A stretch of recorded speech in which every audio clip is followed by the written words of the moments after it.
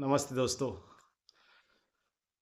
तो जैसे कि हम जानते हैं कि हमने लास्ट वीडियो में देखा था कि मर्चेंट नेवी क्या है और मर्चेंट नेवी ज्वाइन करने के लिए आपको क्या करना पड़ेगा, करेक्ट? क्या क्राइटेरिया है, क्या डिपार्टमेंट्स है, ये देखा था हमने कि दो डिपार्टमेंट मेनली होता है, डेक और इंजन, करेक्ट? और ये भी देखा था डेक डिपार्टमेंट की शुरुआत होती है रैंक कैडेट से। Cadet is the first rank, ठीक है? जहाँ से होता है डेक कैडेट बोलते हैं उसको, ठीक है? तो अभी ये आज के वीडियो में हम ये देखना है हमें कि ये deck cadet, as a deck cadet आपको अगर ज्वाइन करना है तो क्या क्राइटेरिया है, क्या क्या एग्ज़ाम देना पड़ेगा आपको, कौन से कॉलेजेस है, ये सब आज देखेंगे हम लोग। लेकिन उसके पहले जानते हैं कि देखिए, डेक कैडेट होता है एक को उस डेक कैडेट बनने के लिए आपको करना पड़ेगा एक कोर्स, ठीक है? दो तरह के कोर्स होते हैं। एक तो होता है डीएनएस, जिसको बोलते हैं डिप्लोमा इन नॉटिकल साइंस। ये डिप्लोमा है कि 1 साल का डिप्लोमा होता है। दूसरा है बीएससी नॉटिकल साइंस, ठीक है?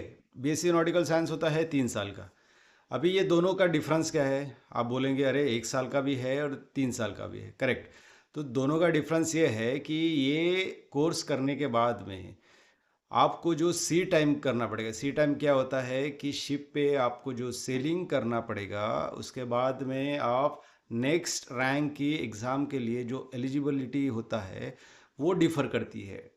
तो आपने अगर डीएनएस किया है तो आपको 18 मंथ्स का सी टाइम चाहिए रहेगा, यानी 18 मंथ्स आपको शिप पे सेल करना पड़ेगा।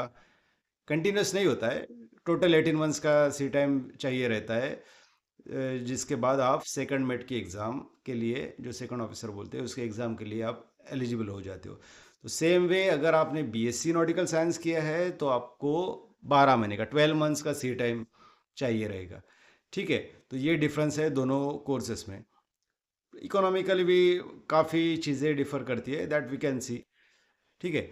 अभी ये देखेंगे कि ये कोर्स में आपको एंट्री करने के क्या क्या तरीके हैं, ठीक है? कोर्स में एंट्री करने के लिए आपको आप डायरेक्टली को जो भी रिस्पेक्टेड कॉलेजेस है, हम लोग कॉलेज देखेंगे।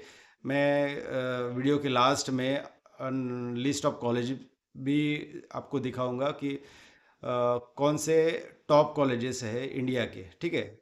मोस्ट जो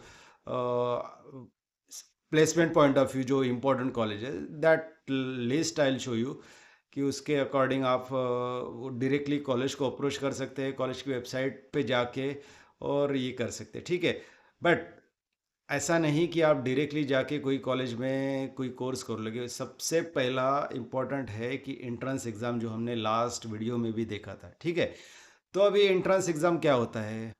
ठीक है, कॉलेज में चले जाओगे आप, कॉलेज के बाद में क्या है, ये आपको शिप पे जाना है, ठीक है? शिप पे जाने के लिए स्पॉन्सर, यानी स्पॉन्सरशिप होना बहुत ज़रूरी है। स्पॉन्सरशिप क्या होता है कि जो भी आप कोर्स कर रहे हो, उसके बाद में आपका जॉब की रिस्पॉन्सिबिलिटी जो लेता है, वो आपको स्पॉन्सर करता है इनडायरेक्टली, है ना? सो उसको बोलते हैं स्पॉन्सरशिप, कि ही that particular company will take the responsibility कि हाँ, ये इसके बाद में आपने जो भी कोर्स के डिप्लोमा डिग्री जो भी किया है, इसके बाद में आप हमारे कंपनी में आ जाओ, हम आपको जॉब देंगे। वो होता है स्पॉन्सरशिप। अभी स्पॉन्सरशिप कैसे लेना, ठीक है? स्पॉन्सरशिप लेने के लिए उसका एग्ज़ाम्स होता है, उसके एग्ज़ाम्स रहेंगे। हर एक कॉलेज का अपना एक तरीका होता है। साथ ही साथ एक कॉमन एग्ज़ाम होती है। कॉमन एग्ज़ाम क्या होती है? इसको बोलते हैं आईएमयू सीईटी, ठीक है? IMU is Indian maritime university. इसकी एक कॉमन एंट्रेंस एग्ज़ाम होती है जो लगभग सभी कॉलेज एक्सेप्ट करते हैं, यानी कंपलसरी है। एक्सेप्ट क्या करते हैं? कंपलसरी है, ठीक है? उसके बावजूद उसके बावजूद भी इंडिविजुअल, अभी सपोज दैट पर्टिकुलर कॉलेज एक कोई है, कंपनी है, तो वो कंपनी का भी एक अलग क्राइटेरिया होता है, थोड़ा स्ट्रिंजेंट भी हो सकता है other than the normal criteria जो जो कॉमन क्राइटेरिया होता है, ठीक है? तो हम देखेंगे आज की इंडिया के टॉप 5 कॉलेजेस और टॉप 5 कंपनीज रादर, जो जिसके लिए आपने स्पॉन्सरशिप को अप्लाई करना ज़रूरी है। अगर आप as a deck cadet join करना चाहते हैं तो ये 5 कंपनीज़ को आपने अप्रोच करना ज़रूरी है, जिसमें का कोई भी एक अगर आपको मिल जाता है तो फ्यूचर पर्सपेक्टिव ये अच्छा हो जाता है। ठीक है, तो इसमें आप देखेंगे कि अगर फर्स्ट ऑफ ऑल पहली कंपनी से चालू करेंगे हम लोग। पहले सपोज ये कंपनी है मर्स, मर्स लाइन। अब मर्स लाइन का सभी ने नाम सुना ही है। Maersk Line one of the largest container vessel की कंपनी है, शिपिंग कंपनी। कंटेनर्स देखते हैं हम लोग मर्स लाइन के। 1928 को फाउंड हुई है मर्स लाइन, और मोर देन 700 वेसल्स है उनके पास में। ठीक है, तो अभी मर्स लाइन का स्पॉन्सरशिप लेने के लिए आपको क्या करना पड़ेगा? सबसे पहले तो जो हमने डिस्कस किया था, IMU CET आपको देना है। IMU CET के बाद में मर्स लाइन का जो एक एग्ज़ाम होता है वो एमेट ऑनलाइन एग्ज़ाम होता है एक। ठीक है, एमेट ऑनलाइन एग्ज़ाम आप दे सकते हो। इसके बाद में फिर वो क्लियर करने के बाद में मर्स का पर्सनल इंटरव्यू भी होता है। मर्स पर्सनल इंटरव्यू कंडक्ट करती है। पर्सनल इंटरव्यू कंडक्ट करने के बाद में साइकोमेट्रिक टेस्ट होती है। साइकोमेट्रिक टेस्ट हो जाने के बाद में फिर आपका मेडिकल फिटनेस चेक किया जाता है as per DGS guideline. What is DGS? DGS is director general of shipping. ये एक पर्टिकुलर टाइप का मेडिकल होता है जिसके लिए अलग अलग क्राइटेरियाज होता है कि आपने मर्चेंट नेवी ज्वाइन करने के पहले मेडिकली फिट होना ज़रूरी है। Specially if you are going on the deck side, तो आपका जैसे आई साइट एनल, ये बहुत ज़्यादा इम्पोर्टेंट है। आई साइट 6/6 होना चाहिए। ये सब ये आगे देखेंगे हम लोग कि आई साइट अगर 6/6 नहीं है तो आपको क्या करना चाहिए और कितना ज़रूरी होता है और क्यों ज़रूरी होता है। ठीक है, तो पहले ही हमने डिस्कस किया मर्स लाइन के बारे में। तो ये है, तो मर्स लाइन का अगर आपको ज्वाइन करना है तो आप ये कर सकते हो। डिस्क्रिप्शन बॉक्स में मैंने लिंक मर्स लाइन की शेयर की है।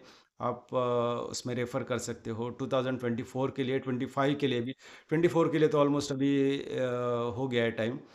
25 के लिए आप अभी से प्लान आउट कर सकते हो for other companies as well.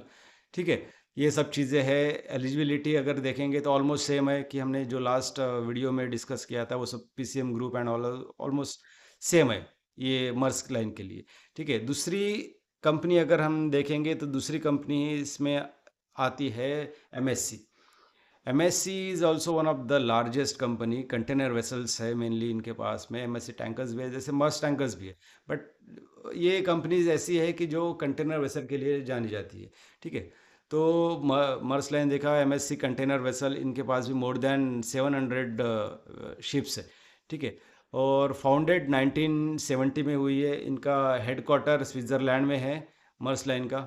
ठीक है, और अगर आपको if you want to apply for the MSC sponsorship, तो आपको क्या करना पड़ेगा? सेम फर्स्ट स्टेप आता है, IMU CET आपको देना है।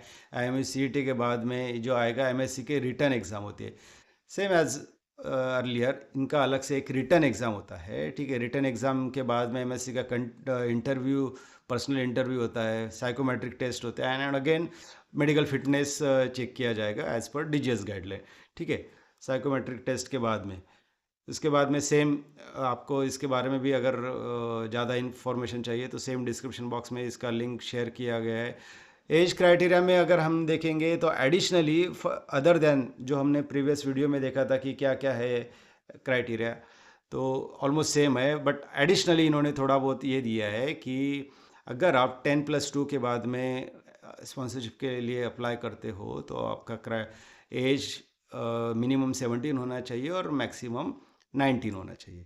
ठीक है, और अगर आप BSc नॉटिकल के बाद में स्पॉन्सरशिप के लिए अप्लाई करते हो, मीन्स डायरेक्टली आप जॉब के लिए अप्लाई करते हो सपोज, तो सेम मिनिमम आपका एज 17 होना चाहिए और मैक्सिमम 22 होना चाहिए। ठीक है, 22 मैक्सिमम। तो ये रहा MSc के बारे में। अभी इसके बाद में नेक्स्ट कंपनी के लिए हम लोग जाएंगे जो है, जिसको फ्लीट मैनेजमेंट बोलते हैं। ठीक है, फ्लीट मैनेजमेंट, जिसका दूसरा नाम एलिगेंट शिप मैरीटाइम ऑल्सो है, एलिगेंट शिपिंग जो भी है, जैसा बोलेंगे आप। ठीक है, तो फिलहाल इसका भी नाम चेंज हुआ है, एलिगेंट मरीन करके बोलते हैं इसको। इसका फ्लीट का हेडक्वार्टर सेम हांगकांग में है, और इनके पास में अलग डिफरेंट काइंड्स ऑफ वेसल्स है, जैसे कंटेनर्स तो ठीक है, mainly fleet maritime, fleet ship management जानी जाती है केमिकल टैंकर्स के लिए। केमिकल टैंकर्स, ऑयल टैंकर्स होता है, उसके बाद में container, bulk carrier, general cargo, refer ship जो भी है ये सब होती है, सब है इनके पास में almost, but mainly chemical tankers, chemical के एक्सपोर्टर्स है केमिकल टैंकर्स के। और इनके पास मोर देन 650 वेसल्स है और 24,000 प्लस सी फेरर्स है जो कि शिप पे सेल करते हैं, ठीक है। अगर फ्लीट मैनेजमेंट को में आपको स्पॉन्सरशिप के लिए अप्लाई करना है तो क्या करना पड़ेगा? Same first step is IMU-CET, उसके बाद में रिटर्न एग्ज़ाम होती है फ्लीट की, जो होती है MCQ टाइप के बाद वो क्लियर हो जाने के बाद में पर्सनल इंटरव्यू होता है, पर्सनल साइकोमेट्रिक टेस्ट होती है, मेडिकल फिटनेस चेक किया जाता है, ठीक है। Medical fitness as per DGS rule हो जाने के बाद में, वो क्लियर हो जाने के बाद में आपका कंफर्मेशन हो जाएगा कि आप सिलेक्ट हो गए हो, ठीक है। ये सब चीज़ें अभी एलिजिबिलिटी के बारे में अगर बोलेंगे, थोड़ा सा इन्होंने स्ट्रिंजेंट किया है than other this common criteria, कि जैसे हमने देखा था उसमें 60% चाहिए रहता था PCM ग्रुप, तो इन्होंने बोला है कि हमें 70% चाहिए PCM, और एडिशनली इंग्लिश में जो 12th में 10+2 में है वो भी 70% मार्क्स चाहिए होता है इनको, ठीक है। तो और ये चीज़ है। एज क्राइटेरिया का अगर हम बोलेंगे तो 20 इयर्स और लेस होना चाहिए जब भी आप अप्लाई करते। सपोज 2024 के लिए अप्लाई किए तो वो 1 जुलाई 2024 को आप लेस देन 20 इयर्स होना चाहिए, या फिर 25 को करेंगे के लिए अप्लाई कर रहे हो तो 1 जुलाई के पहले आप 20 इयर्स, लेस देन 20 इयर्स होना चाहिए, ठीक है। और थोड़ा सा और क्राइटेरिया में इन्होंने एडिशन किया है कि हाइट के बारे में। Height for male height criteria is more than 160 centimetre, ठीक है। It should be, the person should be more than 160 centimetre. For female candidate it is 150 centimetre more than, ठीक है। 150 मिनिमम हाइट ज़रूरी है। BMI, उसके बाद आता है BMI क्या होता है? Body mass index. Body mass index 25 के ऊपर नहीं चाहिए। तो ये क्या होता है body mass index? Body mass index is the ratio of body, उसका वेट एंड हाइट का रेशो होता है, ठीक है। उसका जो है 25 के ऊपर नहीं चाहिए, ठीक है। ये उसके बाद में स्पीच डिफॉर्मिटी नहीं होना चाहिए, that is one of the. और जैसे हमने डिस्कस किया था कि आई साइड 6/6 होना चाहिए। सपोज अगर आई साइड 6/6 नहीं है तो क्या करेंगे? ऐसा है कि ठीक है, यू आर नॉट एलिजिबल, ऐसा नहीं है। इसके लिए आप आपके जो ऑफ्थल्मोलॉजिस्ट है उनसे कंसर्न ले सकते हैं कि सपोज 6/6 नहीं है तो उसके लिए क्या करना चाहिए आपको। स्पेक्स, अगर आपका ज़्यादा नंबर वाला स्पेक्स है तो उसको कैसे आप क्या, देर आर ट्रीटमेंट्स है, काफ़ी ट्रीटमेंट्स है, लेज़र ट्रीटमेंट्स है और भी चीज़ें, तो वो आप कर सकते हैं कंसल्ट करके, ठीक है। तो ये रहा फ्लीट मैनेजर के बारे में। अभी जाते हैं synergy. Synergy is one of the leading company in India, ठीक है। जैसे फ्लीट में है वैसे ही इनके पास में भी मोर देन 600 वेसल्स है। इनका हेड क्वार्टर सिंगापुर है। 2006 में फाउंड हुई है ये कंपनी। मोर देन 21,000 सी फेरर्स इनके पास में है। और सिनर्जी का स्पॉन्सरशिप लेने के लिए आपको क्या करना पड़ेगा? फर्स्ट इज सेम IMU-CET, उसके बाद में सिनर्जी का एंट्रांस एग्ज़ाम होता है, उसके पर्सनल इंटरव्यू होगा, पर्सनल इंटरव्यू के बाद में उसके बाद मेडिकल फिटनेस और psychometric test followed by psychometric test, ठीक है। उसके बाद में सेम, अगर इसके बारे में भी आपको कुछ एडिशनल इन्फॉर्मेशन चाहिए तो लिंक डिस्क्रिप्शन बॉक्स में दी गई है। एज लिमिट के बारे में यही है एडिशनल क्राइटेरिया में कि मिनिमम 17 होना चाहिए और मैक्सिमम इन्होंने 24 रखा है। थोड़ा सा वेरिएशन रखा है, फ्लेक्सिबिलिटी थोड़ी दी है कि लीव ए टाइप का, कि 24 चलेगा ऐसा कि, ठीक है। 24 तक आप अप्लाई कर सकते हो। उसमें 10+2 और BSc नॉटिकल दोनों आ गए, इसीलिए 24 रखें। और लास्ट कंपनी हम लोग जो टॉप 5 में जो डिस्कस करेंगे आज, तो वो है Anglo eastern. Anglo eastern ship management one of the same but बहुत बड़ी कंपनी है। तो इनका हेड क्वार्टर, एंग्लो ईस्टर्न का हेड क्वार्टर है हांगकांग, और इनके पास में मोर देन 1,000 वेसल्स है। यस, मोर देन 1,000, ठीक है। और इनके पास में शिप बिल्डिंग्स भी काफ़ी है, 37,000 के आसपास सीफरस इनके पास में है। ठीक है। और एंग्लो ईस्टर्न का स्पॉन्सरशिप अप्लाई करने के लिए थोड़ा सा चेंज है प्रोसेस में, तो इसीलिए थोड़ा ध्यान रखिएगा। पहले एंग्लो ईस्टर्न के सब एग्ज़ाम्स आपको क्लियर करना है, उसके बाद में बाकी जो हमने आई एम सी बोले थे कॉमन दो, तो एंग्लो ईस्टर्न का पहले रिटर्न एग्ज़ाम होगा, उसके बाद में पर्सनल इंटरव्यू, उसके बाद में psychometric test, medical fitness check किया जाएगा। फिर उसके बाद में ये सब क्लियर करने के बाद में आपको जो ये करना है तो वो आई एम देना पड़ेगा। अगर उसके बाद में ये सब क्लियर करने के बाद में आई एम आपका क्लियर हो गया, सो इट मीन्स आपका स्पॉन्सरशिप एंग्लो ईस्टर्न के लिए क्लियर हो गया सीधा। ठीक है। इसके बाद में एक थोड़ा सा और यह है कि इन्होंने डीएनएस प्रोग्राम भी दिया है, तो थोड़ा यानी एंग्लो ईस्टर्न में जाने का ज़्यादा आपको यह है कि हाँ ठीक है, इन्होंने डीएनएस भी ऑफ़र किया है, जैसे बाकी लोगों में बीएससी नॉटिकल मोस्टली ऑफ़र किए है, तो एंग्लो ईस्टर्न ने डीएनएस भी ये किया है। ठीक है।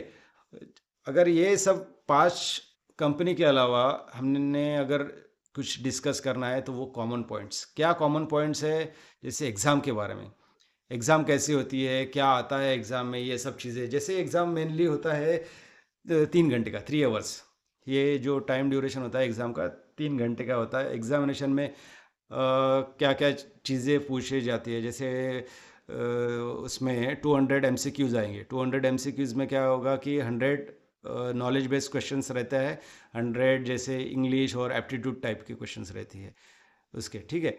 और उसके बाद में जो मार्किंग होती है, तो अभी ध्यान रखिए, मार्किंग में क्या होता है कि सही आंसर के लिए आपको एक मार्क्स मिलेगा, एक करेक्ट आंसर का एक एक मार्क। लेकिन लेकिन आपका अगर आंसर गलत हो गया तो आपका 0.25 मार्क्स डिडक्ट किया जाएगा। Yes, so it means there is a negative marking, negative marking है इसमें। तो ये आपने ध्यान देना है जब भी आप स्पॉन्सरशिप एग्ज़ाम को के लिए प्रिपेयर कर रहे हो, तो आपको ये ध्यान देना है कि अगर आपका गलत हुआ तो इसमें नेगेटिव मार्किंग है। ठीक है। तो ये इम्पोर्टेंट चीज़ है। आप स्पॉन्सरशिप के बारे में जो चीज़ें हमने डिस्कस की है आज, इसके अलावा अगर आपको और भी कुछ जानना है, जैसे स्पॉन्सरशिप के बाद में बाकी भी कॉलेजेस के स्पॉन्सरशिप्स है, लेकिन ये मैंने आज आपको टॉप 5 कॉलेजेस, टॉप 5 कंपनीज के रादर जो स्पॉन्सरशिप के बारे में बताया है, उस पे थोड़ा इम्पोर्टेंस दीजिए अगर आपको ये फील्ड में जाना है। ठीक है। अदर देन दिस, ये लिस्ट ऑफ कॉलेजेस है इंडिया के, इसमें भी आप अप्लाई कर सकते हो। ठीक है। फॉर स्पॉन्सरशिप और डायरेक्ट इसके लिए, ठीक है, डायरेक्ट एडमिशन के लिए। इसके अलावा आपको अगर कोई क्वेश्चन है तो आप कमेंट बॉक्स में मुझे पूछ सकते हो, या फिर जो भी आपको आगे डिसाइड करना है, अगर आपने डिसाइड नहीं किया अभी तक कि कौन से फील्ड में मुझे जाना है, कौन से डिपार्टमेंट में जाना है, तो आप मुझे कांटेक्ट कर सकते हो। ठीक है। सो बाकी सेम जैसे आज हमने डेक कैडेट के बारे में डिस्कस किया, नेक्स्ट वीडियो में हम लोग देखेंगे कि टीएमई इंजन साइड में अगर जाना है आपको, इंजीनियरिंग साइड में आपको जाना है तो क्या करना पड़ेगा। ठीक है। सो सी यू एट नेक्स्ट वीडियो। ठीक है। टिल देन, बाय बाय, जय हिंद।